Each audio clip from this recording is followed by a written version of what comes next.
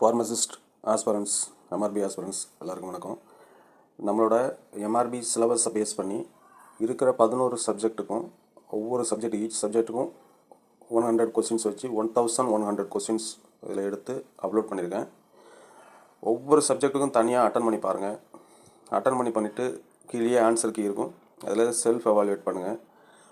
உங்களுக்கு மார்க் ஓகேவாக இருந்தாலும் அல்லது மார்க் லோவாக இருந்தாலும் நோ ப்ராப்ளம். ஏன்னா இந்த கொஸ்டின் வந்து எம்ஆர்பியில் டேரெக்டாக ரிஃப்ளெக்ட் ஆக போகிறதில்ல. ஆனால் இந்த ஏரியா ரிஃப்ளெக்ட் ஆகும், 100% டெஃபினட்டாக ரிஃப்ளெக்ட் ஆகும்.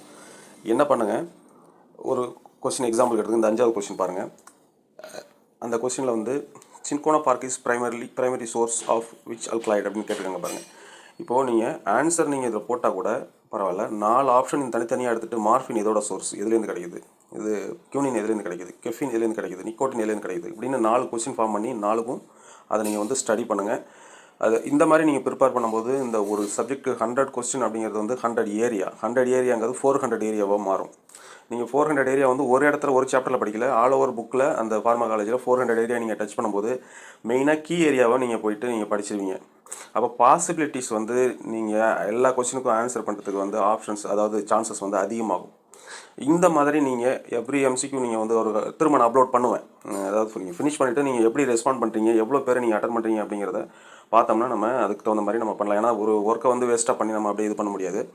அதனால் நீங்கள் அதை முடிச்சுட்டு திரும்ப அடுத்தடுத்த வர டெஸ்ட்லேயும் நீங்கள் இந்த ஆன்சர்ஸ் பண்ணிவிட்டு அந்த இருக்கிற ஆன்சரில் இருக்கிற ஏபிசிடி ஆப்ஷன் 4 ஆப்ஷனும் நீங்கள் தனித்தனியாக எடுத்து படிச்சிங்கன்னா உங்களுக்கு கவர் ஆகும். இதுதான் best method, easy method to cover syllabus.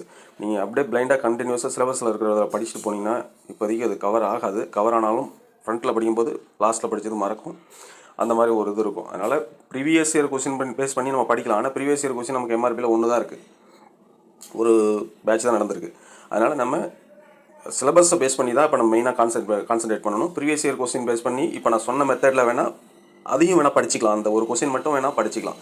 அதனால் கான்சன்ட்ரேட் பண்ணி படிங்க. ஃப்ரீயாக யாரும் டெஸ்ட் பேஜ் அதெல்லாம் போடுறது கிடையாது. எல்லாருமே பேமெண்ட் டெஸ்ட் பேஜ் தான் பண்ணுறாங்க. ஃப்ரீ டெஸ்ட் பேஜ் பண்ணாலும் கண்டினியூஸாக யாராலையும் பண்ண முடியாது. அதனால் கிடைக்கிற சோர்ஸஸை யூஸ் பண்ணுங்கள். தேங்க்யூ. டெலிகிராம் சேனலோட லிங்க் வந்து இப்போ இந்த வீடியோவோட டிஸ்கிரிப்ஷனில் கொடுத்துருக்கேன். அடுத்தது யூடியூப் சேனலை வந்து சப்ஸ்கிரைப் பண்ணுங்கள். தேங்க்யூ.